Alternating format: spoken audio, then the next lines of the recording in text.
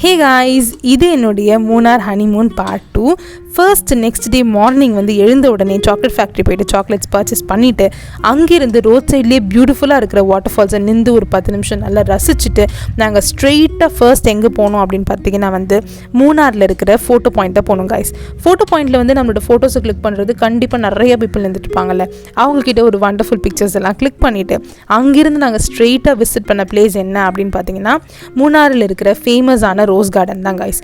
Rose கார்டனோட speciality என்ன அப்படின்னு பார்த்தீங்கன்னா அங்கே வந்து ரோஸ்லேயே நிறைய வெரைட்டிஸ் வச்சுருப்பாங்க.